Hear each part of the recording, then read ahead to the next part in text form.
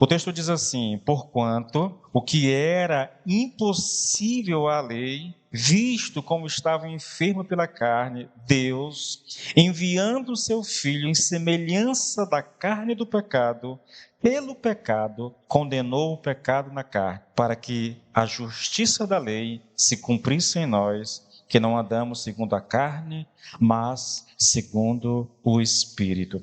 Nós estamos estudando esse texto, querido, e a gente vem estudando esse texto minuciosamente, praticamente cada detalhe, cada frase, cada expressão utilizada aqui pelo apóstolo, querido, tem sentido profundo. Nós gastamos um bom tempo quando nós estudamos aquilo que era impossível à lei. Nós falamos o que é impossível à lei ela não pode dar vida ao homem. Depois nós vimos a segunda parte. Por que a lei não pode dar vida ao homem? Porque ela estava enferma pela carne. E aí nós vimos que não é a lei que está doente, não é a lei que está enferma, é a nossa carne. Somos nós que estamos doentes. E por causa do nosso pecado, a lei não pode gerar vida em nós. O homem está numa situação de desespero. Ele não pode produzir vida própria.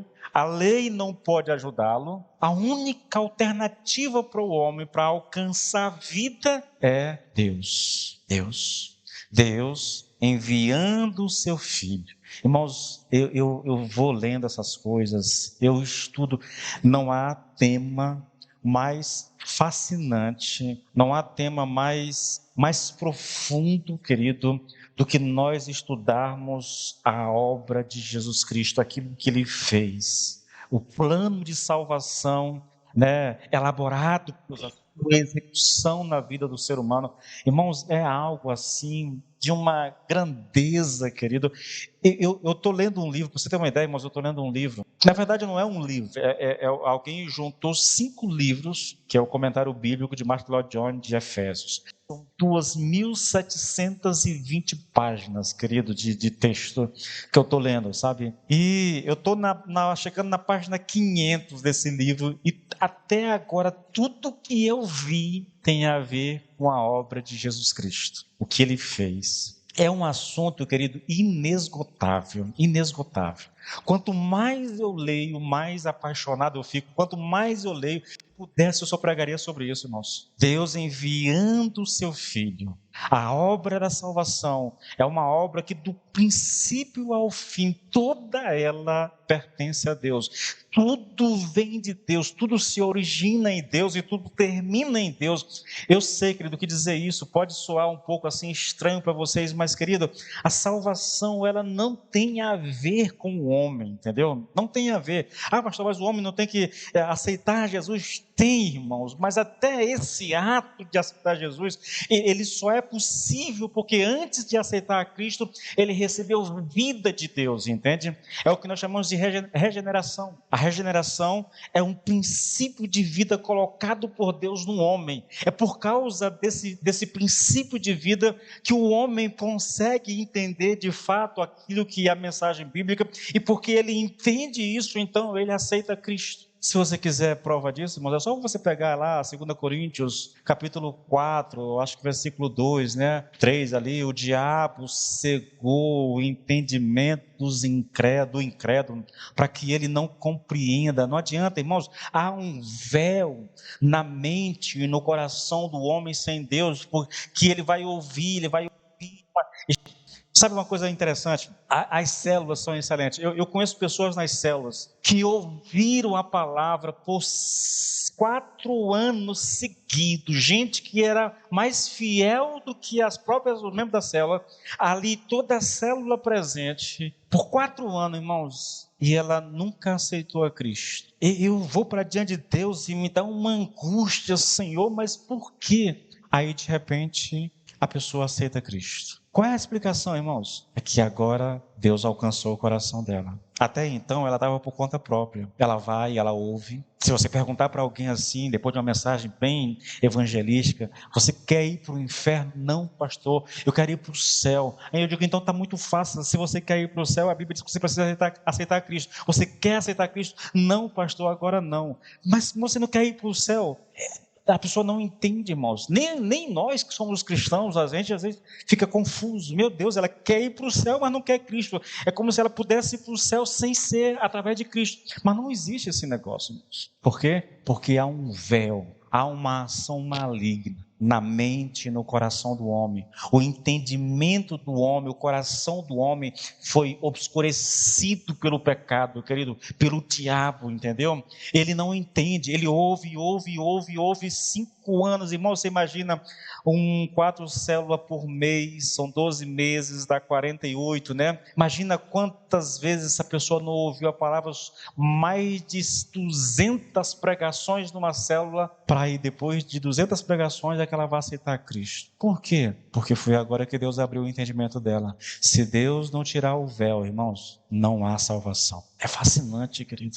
Eu estava com um pastor amigo meu agora, eu aprendi, e isso foi a minha salvação ministerial, eu aprendi que a obra não depende do pastor, não importa quão inteligente, quão simples, quão atraente seja a sua mensagem, não importa quão eloquente você seja, não importa se você sabe usar essas ferramentas de oratória, essa coisa toda, nada disso importa, irmãos. O máximo que você alcança com essas técnicas todas é a mente da pessoa, mas uma coisa é a palavra chegar à mente, outra coisa é ela chegar ao coração. Parece um espaço muito pequenininho, irmãos, mas existe um universo que é impossível de ser percorrido pelo homem, navegado pelo homem, esse universo que vai da mente ao coração. Só Deus pode fazer com que a palavra que chega aqui alcance o coração. Não tem outro caminho. Por isso que aquilo que era impossível à lei, porque estava enfermo pela carne, Deus, enviando o seu Filho em semelhança da carne do pecado. E nós paramos aqui, irmãos. Deus enviando o seu Filho em semelhança da carne do pecado. Aqui nós estamos falando da encarnação de Jesus. A encarnação do Filho de Deus, parte 2, tu viu aí, né, o tema, tá? Outra coisa, irmãos, profunda demais, que a gente precisa compreender, que a igreja necessita entender realmente, são doutrinas. Você percebe uma coisa interessante? A pregação expositiva, eu não procuro tema. Como é que eu escolho o tema de mensagem, irmãos? Muitas vezes eu vou escolher o tema da mensagem, quando eu termino a mensagem todinha, que eu já li umas 4, 5 vezes, é que eu vou pensar no tema, entendeu? Aí, do texto que está lá, eu tiro a mensagem, na verdade. Eu não vou, eu vou falar sobre a encarnação de Jesus, aí eu vou procurar tudo. Não. Eu vou expor o texto bíblico, e o texto bíblico vai me dar o tema que vai ser pregado. Nós começamos, antes de eu sair de férias, a falar sobre a encarnação de Cristo. Eu vou continuar hoje. Porque quando a gente pensa em salvação, irmãos, essa é uma doutrina fundamental, querido, fundamental. E porque é uma doutrina fundamental da Bíblia, há muita confusão relacionada a essa doutrina, irmãos. Eu diria a vocês, que esse texto aqui, Deus enviando o seu Filho em semelhança da carne do pecado, é uma das frases mais importantes da Bíblia no que diz respeito à encarnação de Cristo. Há muitos textos, queridos, que falam a respeito da encarnação, mas todos eles falam isso de forma geral, tá? Eu citei aqui na última pregação, e se você quiser ver essa questão aí, você olha a última pregação lá em Romanos, tá bom? Porque eu citei vários textos, João 1,14, Gálatas 4,4, Filipenses 2,7, 1 Timóteo 3,16, citei muito texto, Hebreus 12,14, falei muito sobre isso. Aí, depois que eu mostrei esses textos gerais, nós voltamos para o texto e a gente foi extrair do texto algumas verdades a respeito dessa declaração, tá? De Deus enviando o seu Filho em semelhança da carne do pecado. Só recapitulando, mas eu não vou me ater nessa questão, eu vou para onde nós paramos. A primeira verdade que esse texto nos lembra, querido, é que a encarnação foi um fato. foi de fato uma verdadeira encarnação. Isso parece muito simples, muito bobo na verdade, mas quando você olha para a história da Bíblia, para a teologia, para a história da igreja, você vai perceber, querido, que ao longo dos anos e dos séculos houveram muitas discussões e muitos mestres se levantaram questionando isso de todas as formas que você possa imaginar, querido. Questionando a encarnação de Jesus. É um mistério, irmãos, é um mistério. Eu vou dar a vocês uma explicação aqui, resumida aqui, porque eu não quero entrar em detalhes. É uma questão de assim, ou eu creio nisso ou eu não creio. Não tem muita alternativa, tá bom? Mas ao longo da história, houveram homens que disseram que Jesus Cristo que Jesus, não era um ser humano de verdade, ele tinha apenas um corpo aparente, é como se ele fosse um fantasma, um holograma, entendeu? Que ele não era real, como um ser humano é real. Outros disseram que Jesus Cristo, né, que havia o Jesus humano e o Cristo eterno.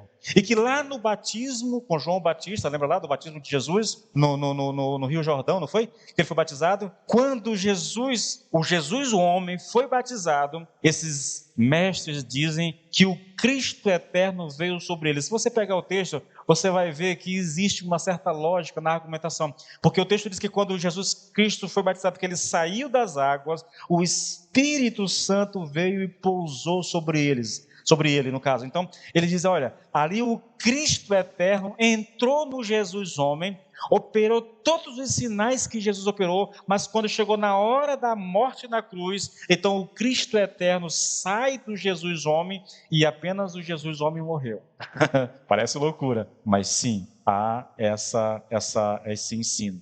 Outros dizem que Jesus não era real, era uma espécie de epifania. Sabe, quando você olha para o Velho Testamento e você vai ver aqueles anjos aparecendo ali, lembra lá de Abraão que está lá na sua casa, debaixo da árvore, lá aparecem 3 homens para ele, que eram anjos na verdade, e a Bíblia fala muito sobre o anjo que veio, o anjo que visitou Gedeão, o anjo que visitou lá a mãe de Sansão, que eu esqueci o nome dela aqui. A Bíblia fala muito sobre isso, né? Ali é uma epifania, sabe, é um ser espiritual que se materializa na forma de um homem. Então eles dizem assim, olha, foi o que aconteceu com Jesus. Ele não era homem como um de nós, era apenas uma epifania. E há muitas explicações para isso, querido, muito mesmo, tá?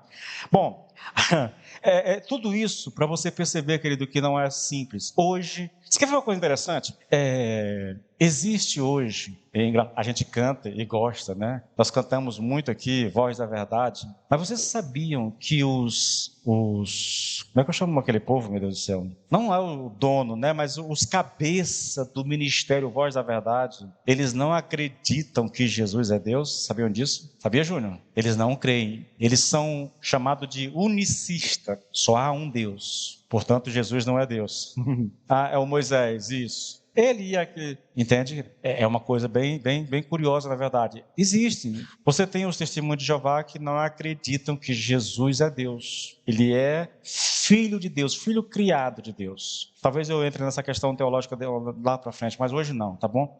Então, irmãos, a igreja, lá na sua gênese, ela lutou muito contra esse tipo de ensino. A primeira carta de Paulo, de João, no caso, foi escrita basicamente para isso, irmãos, para lidar com essas questões, tá? E é por isso que João diz lá em 1 João 4, 1, aí 2, ali até o 3, que, olha, a gente não crê em todo o Espírito, né? Mas a gente deve provar para saber se os Espíritos são de Deus ou não. E como é que a gente prova se um Espírito é de Deus ou não? Ele diz assim, olha, todo Espírito que não confessa que Jesus veio em carne não é de Deus, mas este é o Espírito do Anticristo. Qualquer mestre que aparecer na igreja e que negar a humanidade de Jesus, a encarnação de Jesus, ele está dizendo, esse é anticristo. Esse é anticristo. E aqui tem uma coisa muito interessante, irmãos, muito interessante, porque a ideia basicamente de João aqui, tá? O que ele está ensinando aqui à igreja, querido, é que as pessoas, os mestres, não devem ser julgados exatamente pelas suas realizações. Irmãos, isso é curioso, sabia? Porque a nossa tendência é julgar os pastores, os pregadores pelas realizações deles. É por isso que você encontra um cara como o Valdomiro Santiago, por exemplo, entendeu? Por que a igreja dele é tão frequentada? Por causa das realizações, daquilo que é propagado como sinais e maravilha das curas. Mas João está dizendo aqui que eu não devo julgar, não é tanto por aquilo que as pessoas estão fazendo, é pela doutrina que eles estão pregando que eu devo julgar. Nesse sentido, irmãos, a palavra que eu ouvi domingo passado cai bem. Muitos naquele dia, Mateus 7, lá para o final, muitos naqueles dias me dirão: Senhor, Senhor, no teu nome nós expulsamos demônio, no teu nome nós curamos os enfermos, no teu nome nós operamos sinais e maravilhas, e o Senhor vai dizer: apartai-vos de mim, vós que praticais a iniquidade. São pessoas que estão fazendo muitas coisas dentro da igreja, coisas reais, verdadeiras. Expulsão do demônio é verdadeiro, cura de enfermo é verdadeiro, mas o Senhor está dizendo: isso não quer dizer nada. Ah, querido, como igreja nós precisamos amadurecer, irmãos. João diz: julgue os pregadores pela mensagem que eles estão pregando, pela doutrina que eles estão ensinando. Se fizer sinais e maravilhas e negar Cristo, é anticristo, é falso pastor, é falso mestre, é falso profeta. A prova suprema é: eles acreditam que Jesus veio em carne. Irmãos, se não houvesse encarnação, não haveria salvação. Entenda bem isso, querido. Não haveria salvação de forma alguma, irmãos. Bom, deixa eu colocar algo aqui diante de vocês, tá? Jesus veio em carne. Isso é fundamental. Isso para o crente, isso é fundamental. Não há salvação, não há evangelho, não há nada se eu negar isso. É por isso que você vai pegar tantas seitas hoje, querido. Você quer conhecer uma seita, irmãos? Vá lá no corpo doutrinário dela e veja o que ela diz a respeito de Jesus, a respeito da palavra, a respeito do Espírito Santo. De Deus não vai haver muita, mas Cristo, a palavra e o Espírito Santo é fundamental que você dê uma olhada, sabia? Porque as pessoas, elas geralmente, querido, elas tropeçam nessas coisas. Bom, deixa eu colocar aqui. Em segundo lugar, querido, o apóstolo não diz aqui meramente que Deus enviou o seu Filho em carne. Ele não diz só isso. Ele enviou o seu Filho na semelhança da carne do pecado. Todas aquelas declarações lá que nós vimos lá, fala que Cristo veio em carne. Todas aquelas que eu citei aqui no começo aqui, que eu só fiz a referência no caso.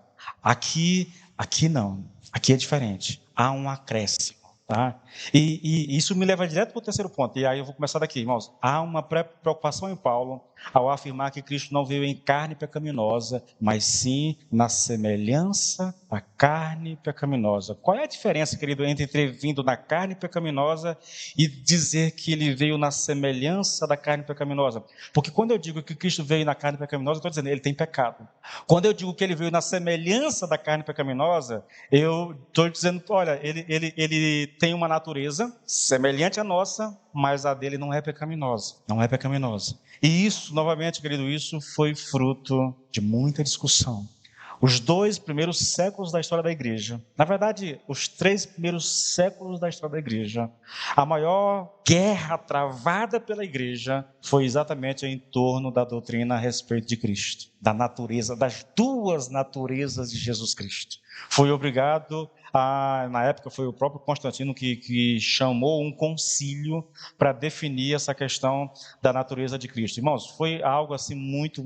A igreja lutou com toda a guerra, toda a luta da igreja era defendendo exatamente as 2 naturezas. E Jesus Cristo, ele é 100% Deus e ele é 100% homem. Essa era a doutrina. E aí havia um monte de ideias e teorias a respeito de quem era Jesus Cristo, que não era possível eles ter 2 naturezas sendo uma só pessoa. Daí a ideia de um fantasma, de um holograma. Daí a ideia de um Cristo eterno que entra no Jesus humano, daí a ideia de epifania, todos esses conceitos, essas coisas vieram exatamente por causa da dificuldade de acreditar. E sim, irmãos, é uma doutrina básica, ela é fundamental para a fé cristã, mas ao mesmo tempo é difícil de entender, irmãos. É difícil de entender. A gente não pode negar isso, tá? A igreja lutou com unhas e dentes para crer nisso. Eu não sei se você tem consciência disso.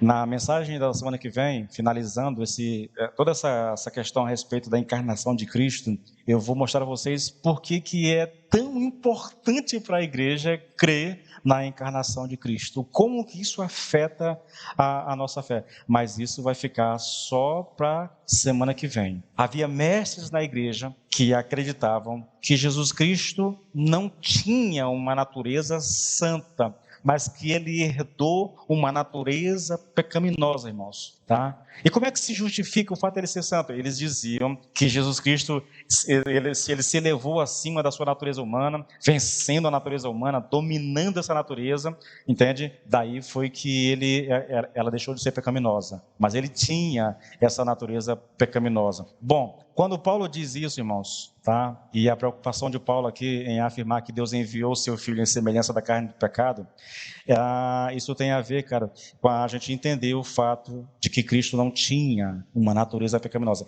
Quando ele diz na semelhança, ele está dizendo, olha, não é na carne pecaminosa, é na semelhança da carne pecaminosa. É possível dizer que Cristo tinha uma natureza santa? Irmãos, eu não vou citar os textos aqui novamente, porque eu acho que a gente vai tomar um tempo desnecessário.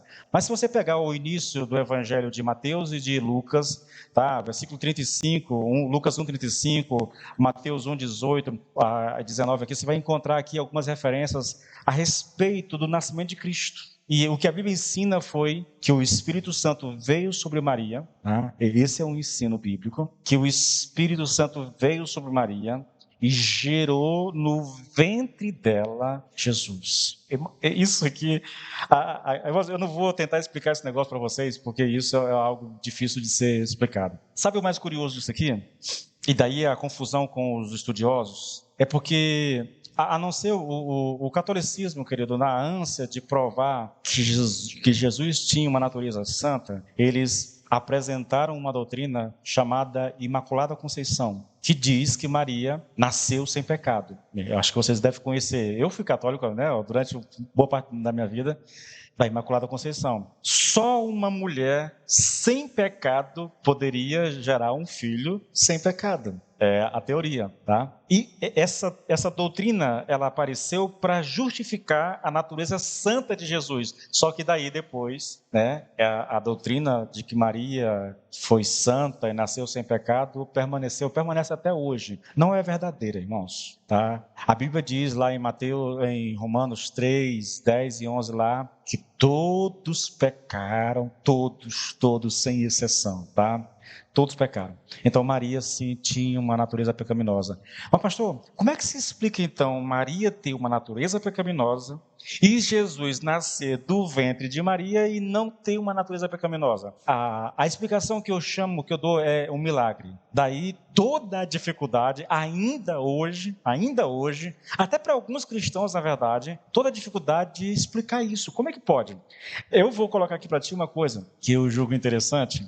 Tá? Mas antes de trazer essa questão, 2 Coríntios 5, 21 diz assim, olha, aquele que não conheceu o pecado, Deus o fez pecado por nós, para que nele fôssemos feitos justiça de Deus. Ele está dizendo que Jesus Cristo não conheceu pecado. Elimina-se aí, querido, só esse texto é suficiente para destruir qualquer ideia de que Cristo tenha ou tivesse, né, uma natureza pecaminosa. Porque se ele tinha uma natureza pecaminosa, ele era um pecador, entende? E se era um pecador, ele não poderia, então, querido, fazer essa conexão de Deus com o homem. Porque Jesus, ele né? Está lá em João 14, 6, eu sou o caminho, a verdade, e ninguém vem ao Pai a não ser por mim. Ele é essa ponte que nos conecta com Deus. Ele é 100% Deus, ele é 100% homem. Portanto, só ele pode nos conectar com Deus.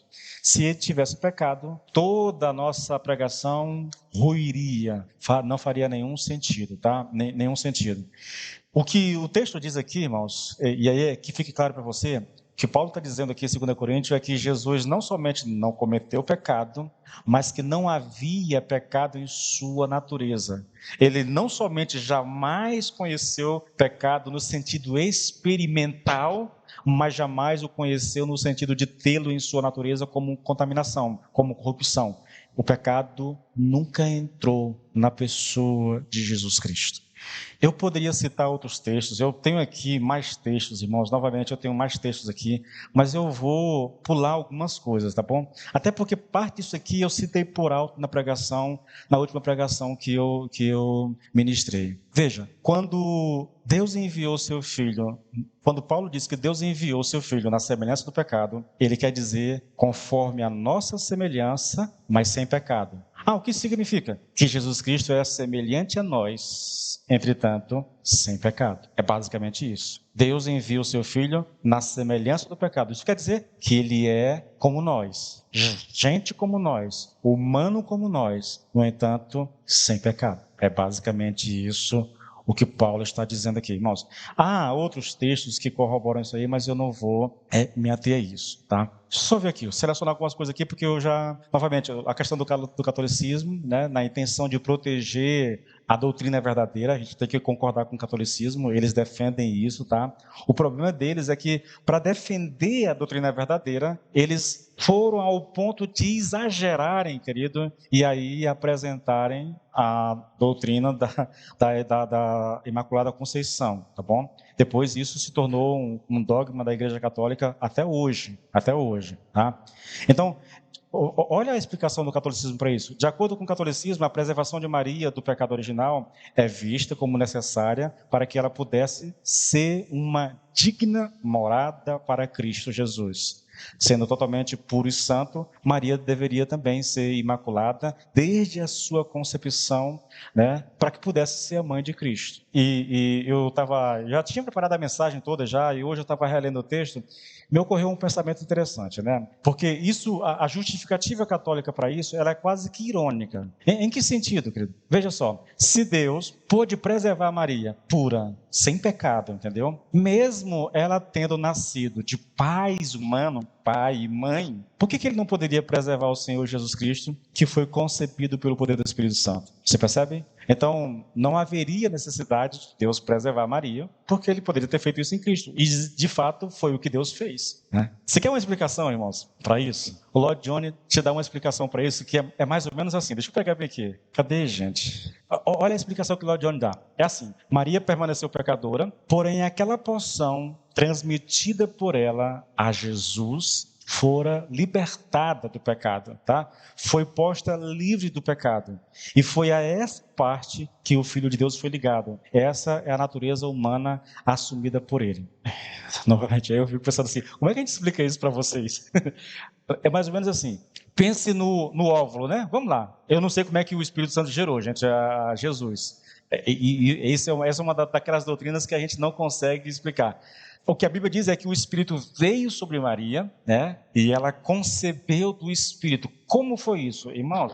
Tem uma noção? Não, irmãos, eu não sei como é que a gente explica isso, não. Não sei, tá? O que Lloyd Jones diz aqui é que aquela porção transmitida de Maria, né? Que o Espírito usou para gerar Jesus, né? Essa porção foi libertada, foi purificada do pecado, foi colocada fora do alcance do pecado. Pronto. Pastor, mas isso é muito estranho, tá? É mais estranho acreditar que Maria, sendo concebida por um homem e uma mulher, Deus fizesse com que ela nascesse santa.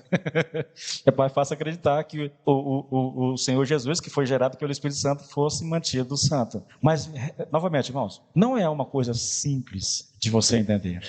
Por isso, quase 3 séculos de briga teológica em torno desse assunto, tá bom? Mas tá, vamos lá. O catolicismo adotou um dogma que é o chamado da Imaculada Conceição. Qual é a base? Eu quero que você tenha uma noção, querido, para que você possa entender como é que pensa o catolicismo, tá?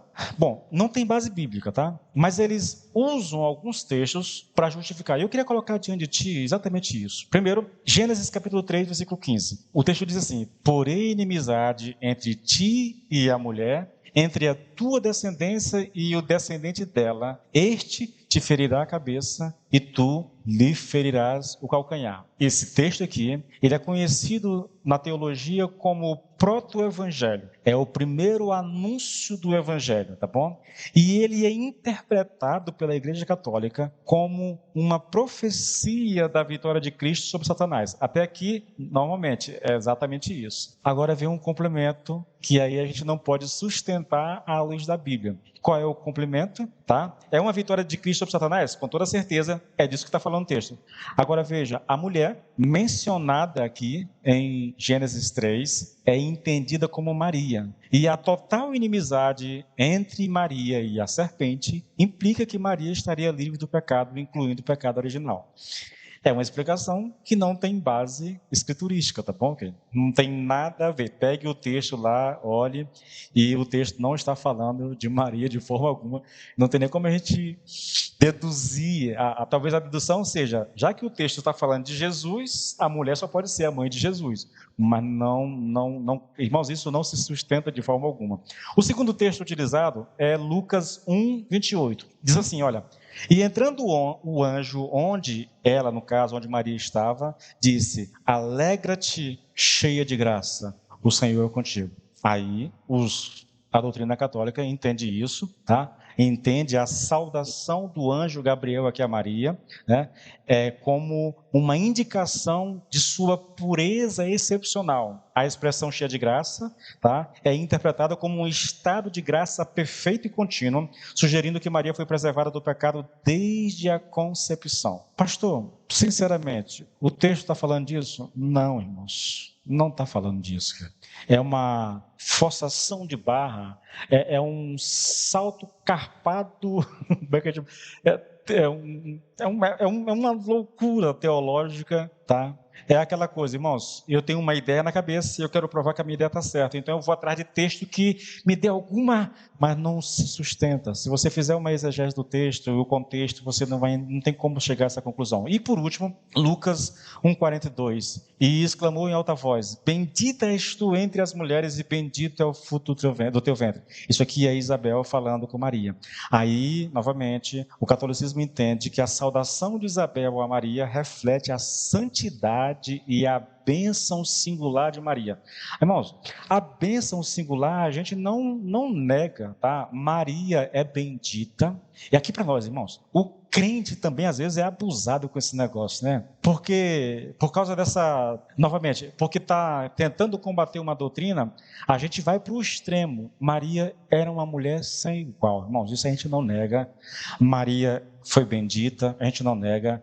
Maria foi, imagine você ter o privilégio de, dentre toda a humanidade, Deus te escolher para ser a mãe de Cristo, a mãe terrena de Jesus, do Jesus o homem, né? Imagina o privilégio, querido. Mas para aí, irmãos, você não pode ir um passo além disso, porque a Bíblia não te permite, tá? Não permite. Ela é uma agraciada, ela é uma privilegiada, uma mulher de Deus, sem sombra de dúvida. Foi dado a ela um privilégio que nenhuma outra mulher na história da humanidade teve, mas daí torná-la santa, colocá-la no nível igual ao de Cristo, a ponto de chamar ela de mediadora, aí é um absurdo completo, querido. Cristo é o único mediador entre o homem e Deus. Isso a Bíblia diz categoricamente. Tá? Bom, dito tudo isso, eu tenho uma pergunta, né? Se Maria tinha uma natureza pecaminosa, como a Bíblia ensina, então como Jesus nasceu sem pecado? E eu digo para vocês que a resposta mais prática de todas é exatamente essa: é um milagre. É um milagre, e que qualquer tentativa de explicá-lo parece gerar mais confusão do que clareza. Tá? Novamente eu cito o que Lloyd Jones traz como explicação. E eu cito porque, mas para mim, eu me contento com a ideia de que é um milagre. Primeiro, querido, o Espírito Santo não é uma pessoa de carne e osso. Ele é um espírito. Como é que um espírito pode gerar um ser humano? Não tem explicação, irmãos. A única explicação é que Deus é Deus e que Ele pode todas as coisas e que não há nada impossível. Mas não tem assim, irmãos. Maria permaneceu pecadora, é a explicação. Porém, aquela porção transmitida por ela a seu filho fora libertada, fora posta livre do pecado. E foi a essa parte que o Filho de Deus foi ligado. Essa é a explicação. Você entendeu? Não, né? Eu também não entendi nada disso aqui. Como é que eu explico isso? Milagre. E milagre não é para ser entendido, irmãos. Milagre é para ser aceito. Me explica aqui. Eu assisti agora a última temporada de The Chosen. Me explica aqui como é que um homem que estava há 4 dias morto, já num estado de decomposição, pode ser trazido de volta à vida. Use ciência, use o que você quiser. Como é que você explica isso? Não tem explicação, irmão. Não tem. É um milagre. É por isso que a teologia liberal resolveu dizer que milagre não existe. Pronto. Nós temos a palavra de Deus dentro da palavra de Deus. O que é a palavra de Deus? É aquilo que pode ser provado. Aquilo que é racional. Aquilo que a gente não consegue explicar não é a palavra de Deus. Pronto, é isso. Só que adotar essa postura, querido, nós simplesmente aniquilamos a fé cristã. É por isso que a Europa hoje está como está. É por isso que os Estados Unidos está como está hoje. Porque a teologia liberal invadiu os seminários e as igrejas e agora o povo é ímpio. Entende? Irmãos, se nós não cremos em milagre, o que resta da Bíblia para nós? Jesus desceu do céu, ele é o autor e consumador da nossa fé, ele é o criador de todas as coisas, ele é o princípio e o fim, e no entanto, esse Cristo veio do céu para o ventre de Maria. Como que se explica isso? Não tem explicação, irmãos. Mas sem isso, não há fé cristã. Sem isso, não há evangelho, irmãos. Sem isso, não há salvação. É tão simples essa coisa, querido. É tão simples, na verdade. Veja, querido, assim como o catolicismo, tá bom? Que defende essa questão da doutrina, do dogma a respeito de Maria, e embora defendendo uma doutrina correta, eles exageraram nesse ponto e foram para um rumo diferente, no caso, tá? Assim também houveram outros mestres que não acreditavam que Cristo tinha uma natureza santa, mas ele tinha uma natureza pecaminosa, né? E fica essa confusão toda. A gente faz uma pergunta no meio de estudo, irmãos, por que esses estudiosos que diziam que Cristo por que eles diziam que Cristo tinha uma natureza pecaminosa? Por que eles não acreditavam no fato de que Cristo tinha uma natureza santa? Por que defender, por que pregar, por que ensinar que Cristo tinha uma natureza pecaminosa?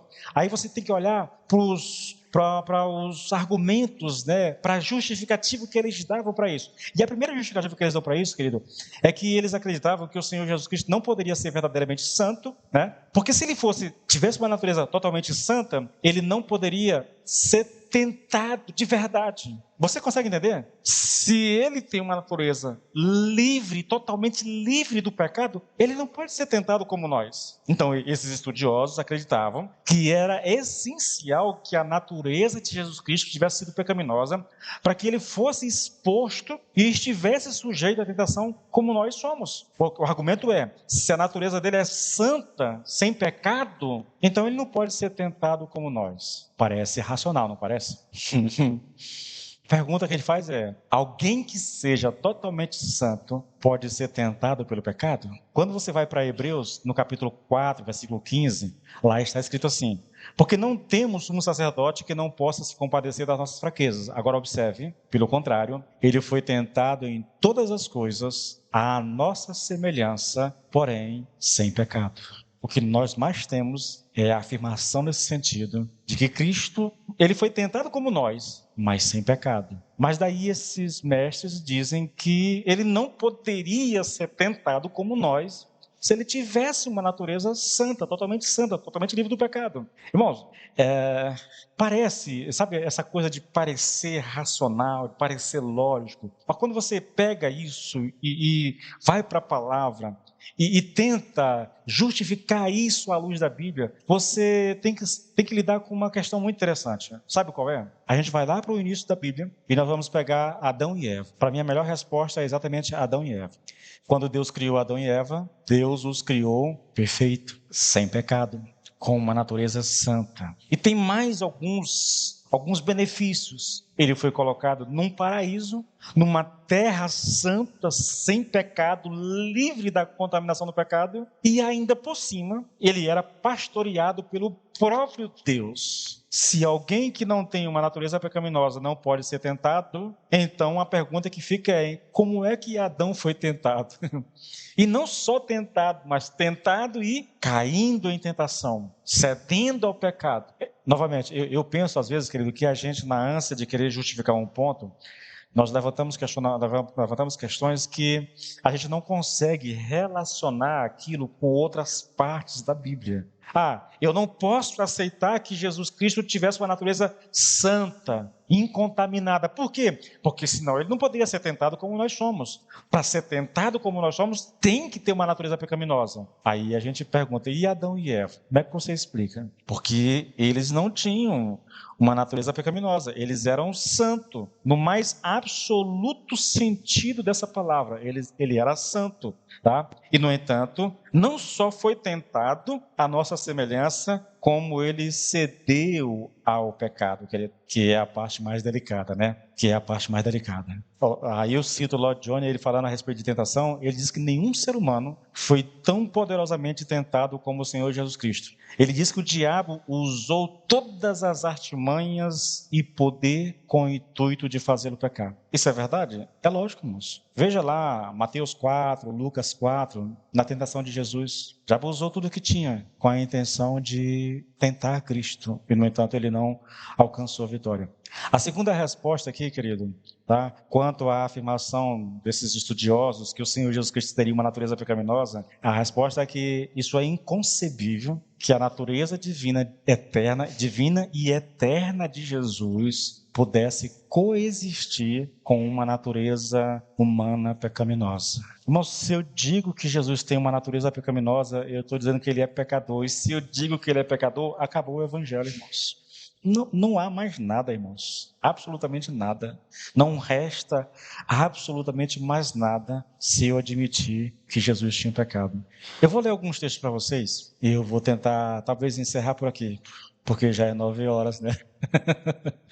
O tempo que passa rápido, irmãos. Só para encerrar essa questão, esse ponto 2 aqui, vamos olhar alguns versículos aqui? Irmãos, eu coloquei aqui 2 Pedro, isso mesmo. Olha só, eu estou dizendo que é inconcebível a ideia de que Jesus Cristo, tá bom, tivesse uma natureza divina e eterna, e ele coexiste, essas duas naturezas, uma divina e eterna, coexistisse com uma natureza pecaminosa em Cristo. Então está lá Jesus, ele tem duas naturezas, como nós cremos. Uma é divina e a outra é pecaminosa. Isso é inimaginável, irmãos. Inimaginável. Mas eu estou falando de Jesus, tá bom? E é bom que você faça essa separação, essa distinção, porque quando você vai para 2 Pedro 1,4, lá diz uma coisa interessante. Ele diz assim, olha, por meio delas, ele nos concedeu as suas preciosas e muito grandiosas promessas, para que por essas promessas, vocês se tornem coparticipantes da natureza divina, tendo escapado da corrupção das paixões que há no mundo.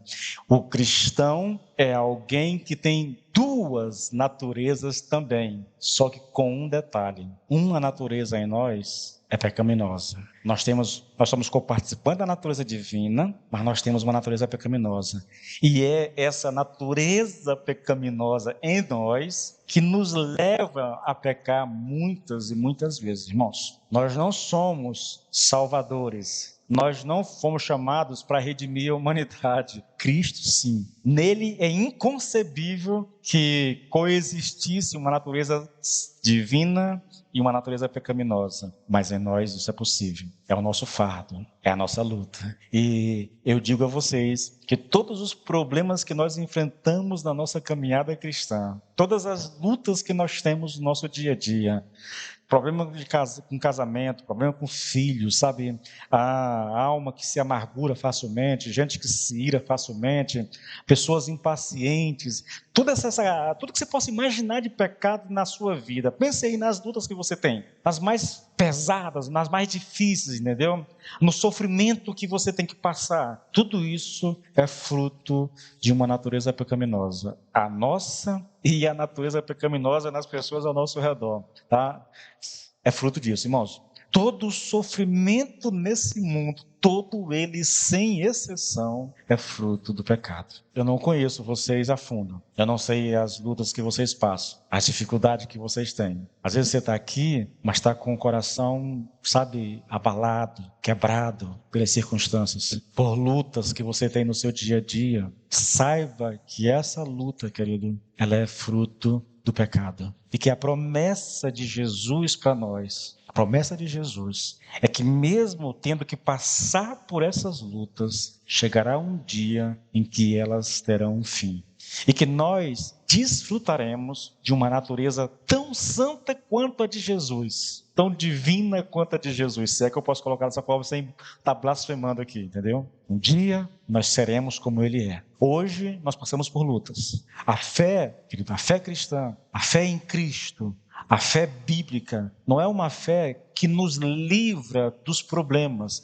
Crer nessas coisas que eu estou ensinando aqui nos traz consolo, nos traz refrigério para a alma, entendeu? Porque eu sei que o meu Senhor, o meu Salvador, que se fez carne e que foi tentado como eu fui, que passou por sofrimentos muito maiores do que eu passei, quando eu me achego a Ele. Por isso eu digo a você, querido, quando você chegar aqui na terça-feira, não fica alheio, olhando para o tempo, e nem fica pensando assim, não, está tendo aquela oração lá, vou esperar para chegar mais perto de 7h30, que começa o louvor.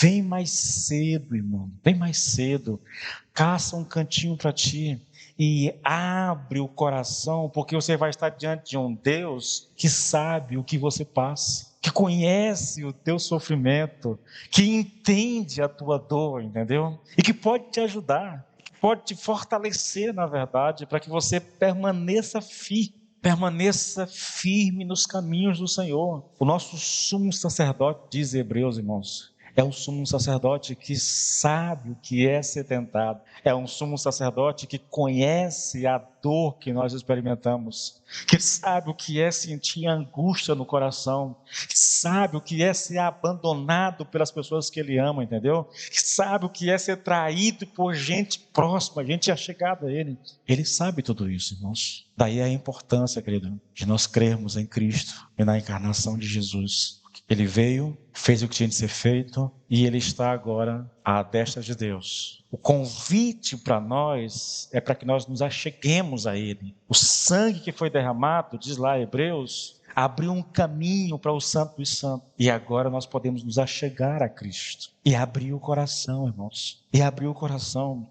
Eu sei que muitas vezes, querido, a gente questiona a nossa fé por causa dos problemas que a gente passa, por causa das lutas que a gente tem na nossa caminhada. Mas eu digo para ti, e aí eu prego para mim mesmo, mais do que eu prego para vocês, quando a gente estiver passando por esse tipo de situação, querido, lembre-se, nós temos um sumo sacerdote que sabe bem o que é isso, que conhece bem essas dores, e que se importa conosco, e que nos prometeu, e não falou da boca para fora. Ele disse, olha, no mundo tereis aflições. Isso é verdade. Só que junto com essa promessa, vem a promessa de que Ele estaria conosco todos os dias da nossa vida, até a consumação dos séculos. Nós erramos, querido, e nós sofremos muito, porque nós não entendemos isso. Eu vou encerrar com isso aqui, querido, te dizendo algo. Boa parte do nosso sofrimento se dá porque nós não sabemos levar isso diante de Cristo. Porque nós queremos resolver do nosso jeito, do nosso tempo, da nossa maneira. E a gente mete os pés pelas mãos e às vezes piora mais do que melhora. E só quando a gente já está lá, esbaforido, cansado, desanimado, triste, é que a gente lembra, eu vou orar agora. Faça isso não, querido. Se você precisa de ajuda e de força, lembre-se, Cristo foi tão humano quanto você. Foi muito mais tentado do que você. Conhece muito mais de perto a dor e o sofrimento do que você conhece. E Ele diz, querido, que nós podemos nos achegar a Ele, sem medo, sem culpa. E nos achegando a Ele, nós receberemos todo o refrigério que a nossa alma precisa. Eu espero que você creia e que você se aproprie disso no nome do Senhor Jesus Cristo. Amém, querido? Vamos nos colocar de pé e vamos orar ao Senhor. Senhor, meu Deus e meu Pai, louvamos o Teu nome, Senhor. Bendizemos a Ti. Damos graça porque nós temos um sumo sacerdote que sabe o que é viver nesse mundo, que conhece muito bem as dores de se viver nesse mundo. Ele passou por tudo isso e venceu. E agora, sentado à destra de Deus, Ele nos oferece toda a força, todo o poder, toda a ajuda necessária para que nós possamos vencer também. Senhor, abra o nosso entendimento e nos ajude a olhar para o autor e consumador da nossa fé, para aquele que desceu do céu e se fez carne, que foi para a cruz, que morreu naquele madeiro, que foi sepultado, mas que ao terceiro dia ele ressuscitou. E tendo ressuscitado, ele ascendeu ao céu outra vez. Ele é o nosso sumo sacerdote para sempre. Ele é o nosso ajudador. Ele é o nosso Senhor. Ele é o nosso amigo. Como diz Hebreu, Ele é o nosso irmão mais velho, o nosso irmão. Meu Deus amado, dá-nos a graça de podermos contemplar a Cristo. Dá-nos a graça, Senhor, meu Deus, de podermos olhar para Jesus e encontrar nele toda a força, todo o poder e a ajuda que nós precisamos para viver nesse mundo. Te pedimos tudo isso, Senhor, meu Deus, em nome de Jesus e para a glória dele. Amém e amém.